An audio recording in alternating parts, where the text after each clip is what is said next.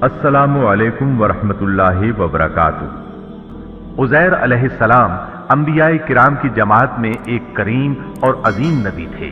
अल्लाह ताला ने उन्हें एक बस्ती की तरफ चलने का हुक्म दिया। वहां पहुंचे तो बस्ती वीरान थी, बेआबाद थी। अब ये हैरान हुए कि मुझे यहाँ किस लिए भेजा गया। ऐसे में ख्याल आया, अल्लाह ताला इस मुर्दा बस्ती को कैसे जिंदा फरमाएंगे। ये ख्याल ताज्जुब के तौर पर था।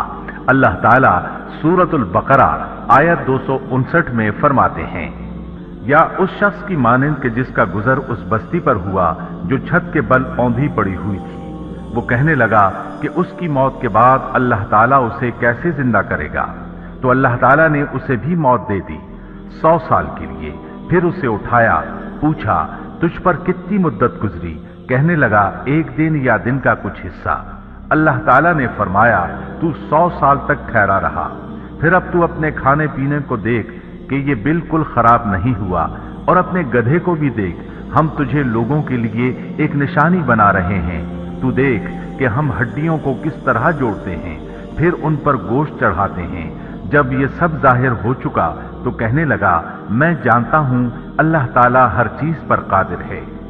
अल्लाह ताला ने नींद की हालत में उज़ैर अलैहिस्सलाम की रूह कब्ज की थी। इसलिए उन्होंने जवाब देते वक्त समझा कि शायद वो सो रहे हैं।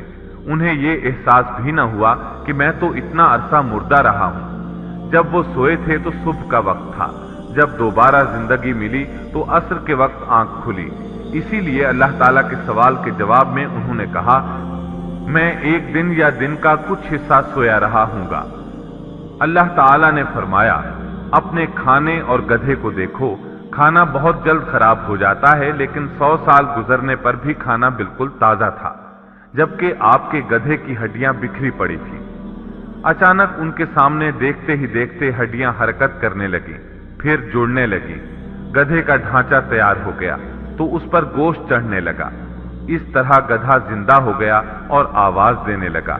ये देखकर उज़ैर अलैहिस्सलाम पुकार उठे, वाकई मेरा परवरदिगार हर चीज पर कादिर है। उनकी इस आरजी मौत के दौरान वो बस्ती आबाद हो चुकी थी। उज़ैर अलैहिस्सलाम ने उनसे पूछा, क्या तुम लोग उज़ैर को जानते हो? उन्होंने कहा, जी हां, उन्हें फौत हुए 100 साल से जायद अरसा बीत चुका है। तब उज़ैर अलैहिस्सलाम ने उन्हें बताया, मैं ही उज़ैर हूं। उन्हें यकीन न आया। वो एक बुढ़िया को ले आए। उसकी उम्र 120 साल थी। उन्होंने उससे उज़ैर अलैहिस्सलाम के बारे में पूछा। उसने उज़ैर अलैहिस्सलाम की 10 निशानियां बयान की। वो सामने खड़े उज़ैर अलैहिस्सलाम को देख रहे थे। तब उन्हें यकीन आया। उज़ैर अलैहिस्सलाम उनके दरमियान क़याम पजीर रहे।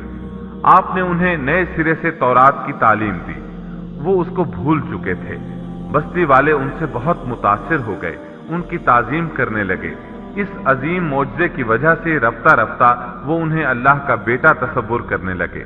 अल्लाह ताला सूरह तौबा आयत 30 में फरमाते हैं, और यहूदियों ने कहा, उज़ैर अल्लाह के बेटे हैं। ये अल्लाह ने उनका एक जुर्म बयान किया है।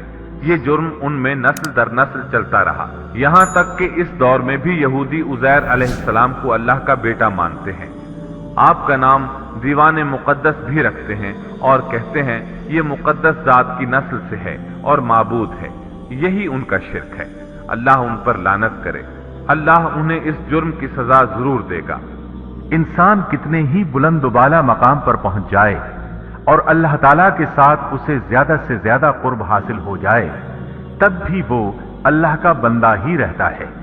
और किसी भी बुलंदी पर पहुंचकर वो अल्लाह या अल्लाह का बेटा नहीं हो सकता, अल्लाह का शरीक नहीं हो सकता। अल्लाह जल्ल शानुहू की जात पाक वहदहू ला शरीक है और बाप बेटे की निस्बतों से पाक है। लिहाजा इंसान की सबसे बड़ी गुमराही ये है कि वो जब किसी बरगुजीदा इंसान से ऐसे उमूर सादिर होते देखता है जो अक्ल में नहीं आते, तो रोब या अकीदत की बिना पर पुकार उठता है कि ये हस्ती तो खुद अल्लाह है जो इंसानी शक्ल में आई है, या उसका बेटा है, या अल्लाह ताला की शरीक है। वो ये नहीं सोचता कि बिलाशुबह इन वाकयात का जारी होना अल्लाह की ताकत के जरिए है, जो बतौर निशान اس برگزیدہ انسان کے ہاتھوں جاری ہوئے۔ اس کے باوجود یہ نہ اللہ ہے نہ اللہ کا بیٹا، بلکہ اس کا ایک پسندیدہ بندہ ہے، اور یہ امور اللہ تعالیٰ کے خاص قوانین کے تحت صرف اس کی تائید اور اس کی صداقت کے لیے ظاہر ہوتے ہیں، ورنہ وہ بھی اللہ تعالیٰ کے آگے اسی طرح مجبور ہے جس طرح دوسری مخلوق۔